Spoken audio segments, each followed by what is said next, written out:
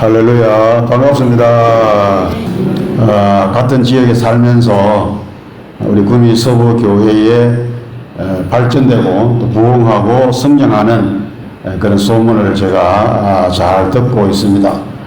목사님께서 새로 부임하시고 안정적으로 교회가 잘 이렇게 자라가는 그 모습을 볼 때 너무 감사하고 기쁘고 그렇게 좋을 수가 없습니다.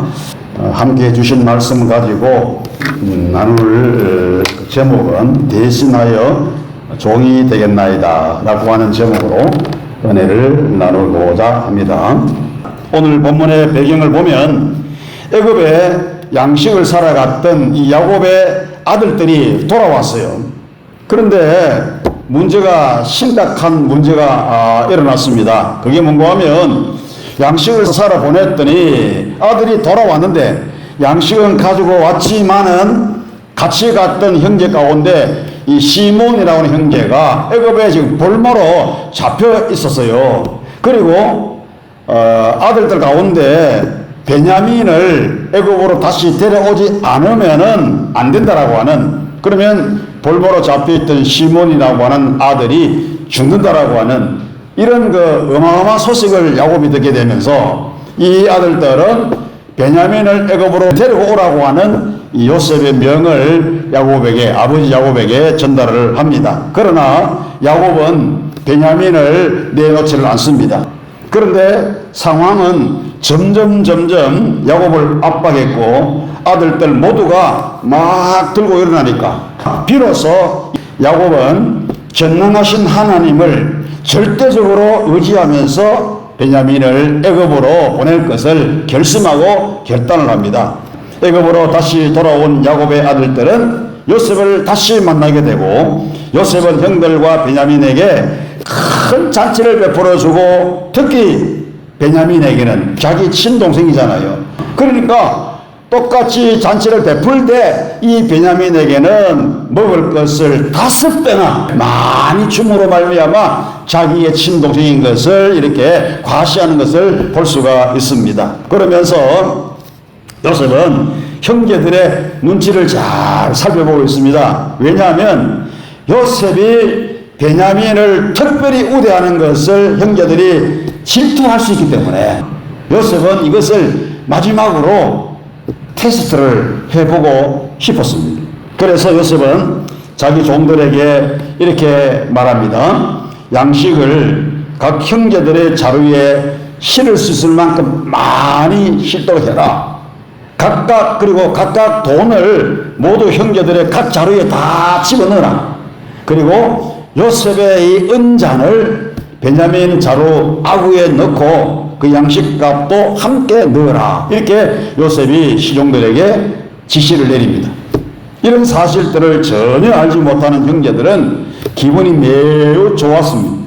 잔치에 초대를 받았을 뿐만 아니라 환대를 받았고 충분한 양식을 가져갈 수 있도록 그 양식을 확보했기 때문입니다. 그리고 간첩 누명도 벗었고 감옥에 있던 시몬도 풀려났습니다.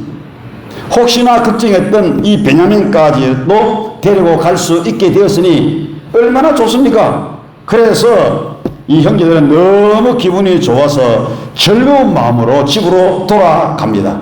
그런데 갑자기 애굽의 군사들이 뒤쫓아와가지고 정말로 이해하기 힘든 말을 이 형제들에게 합니다. 뭐라고 말합니까? 너희들 정말 이럴 수가 있냐? 우리의 주인께서 너희들에게 얼마나 많은 호의를 베풀었느냐? 그런데 너희가 그분이 아끼는 물건을 도둑질해 갈 수 있어? 너희는 정말로 악하다. 이러면서 야곱의 아들들을 다 붙잡아가지고 조사를 하는 거예요. 나이가 많은 형제부터 차례대로 조사를 해보니까 그 자루 속에 돈들이 다 들어있고 그 다음에 베냐민의 자루 속에는 요셉이 아끼는 은잔까지 거기에 들어있는 거예요. 베냐민 그 자루에서 요셉의 은잔이 발견이 된 것입니다. 얼마나 기가 막힌 일입니까? 형제들은 너무도 예상하지 못한 일을 만나서 이 일을 어떻게 설명해야 할지 정말로 답답하기 그지 없었어요. 그러니까 이 어떻게 할 수 없으니까 우리와 이 잔이 발견된 자가 다 내 주의 노예가 되겠나이다. 이렇게 이제 포기하면서 얘기를 합니다. 그러자 요셉이 말합니다. 아니다. 은잔이 발견된 한 사람만 남고 나머지는 다 집으로 돌아가라. 이렇게 말하는 거예요. 왜 하필이면 베냐민 한 사람만 남겨놓고 다 돌려보내려고 했습니까? 베냐민을 붙잡아 놓고 도대체 뭘 하려고 하는 것입니까? 요셉이 이렇게 일을 처리한 것은 베냐민과 아버지에 대한 형제들의 그 마음, 그 진실이 알고 싶어서 시험을 하고자 했기 때문입니다. 이때 유다가 일어납니다. 형제들 가운데서 유다가 일어나서 변명을 하면서 요셉에게 청언합니다. 노하지 마시고 내 얘기, 우리들의 얘기를 끝까지 들어주십시오 라고 요셉에게 간청을 합니다.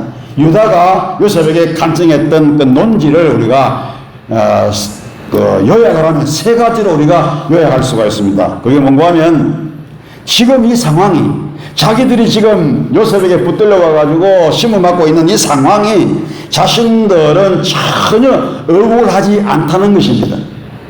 두 번째는 아버지와 베냐민에 대한 자신들의 생각이 진실하다는 것입니다. 그럼 세 번째는 뭐냐면 베냐민을 욕하지 않고 형제들 간의 연대성을 강조했다는 거예요.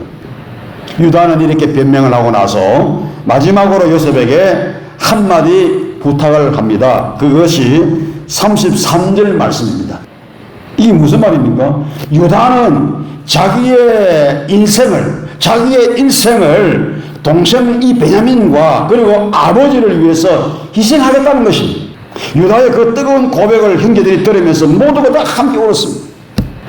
이 유다의 이 말에서 우리는 세 가지를 우리가 깨달을 수가 있어요. 그게 뭔가 하면 하나님을 향한 형제들의 철저한 회개가 나타났습니다.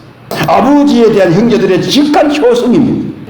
그리고 세 번째가 뭡니까? 형제간의 뜨거운 우애입니다. 유다의 이 고백을 들었던 요셉은 견딜 수가 없어서 그 자리에서 뻘떡 일어나가지고 내가 바로 요셉이라, 자기 자신이 바로 요셉이라고 하면서 자기의 정체를 그 형제들에게 밝힙니다. 한번 생각해 보십시오, 여러분. 그동안 이 12형제들의 진정한 만남, 진정한 화해를 방해했던 것이 무엇입니까? 그것은 하나님을 향한 불신앙과 자식에 대한 편애, 그리고 형제간의 시기와 질투였습니다. 이것이 지금까지 그들 사이에 곰고 곰아왔었는데 마침내 이것이 다 터져가지고 형제들의 뜨거운 회개와 용서 고백과 함께 치유가 되었다는 사실을 우리가 이 말씀 속에서 확인할 수가 있는 것입니다. 오늘 사랑하는 성도 여러분, 참다운 만남이라고 하는 것은 죄가 깨어지고 새로운 고백이 나올 때 가능한 것입니다. 그때 진정한 만남이 이루어지는 것입니다. 왜 진정한 만남과 화목이 이루어지지 않습니까? 그 이유는 간단합니다. 유다가 요셉에게 청을 하면서 말했던 제가 대신하여 종이 되겠나이다, 제가 대신하여 종이 되겠나이라고 하는 이 고백이 없기 때문에 그렇습니다. 성도 여러분이요, 이 시대에 진정으로 필요한 사람이 누구일까요? 여러분이 섬기시는 구미 서구교회, 여러분들이 소속된 기관에서 진정한 필요한 사람이 누구일까요? 정말로 하나님께서 눈을 씻고 찾는 사람이 누구일까요? 똑똑한 사람? 돈 많은 사람? 공부 많이 한 사람입니까? 결코 아닙니다. 유다처럼 대신하여 내가 종이 되겠나이다 라고 고백하는 사람, 이 사람을 하나님은 진정 찾으시고 여러분 교회에, 여러분 기관에 진정으로 필요한 사람인 것입니다. 내가 대신하여 종이 되겠나이라고 하는 이 마음만 있으면은 공동체의 분열은 쉽게 가라앉게 되고 돌아와 다툼의 영은 한 길로 왔다가 7길 도망가는 놀라운 역사가 반드시 일어나게 될 것이고, 뿐만 아니라 막혔던 축복의 문이 열려지면서 진정한 만남이 이루어지고 하나됨의 역사가 일어나는 것입니다.